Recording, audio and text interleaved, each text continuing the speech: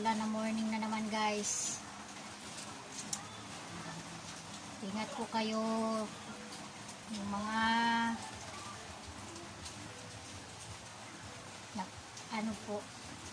nagtatrabaho.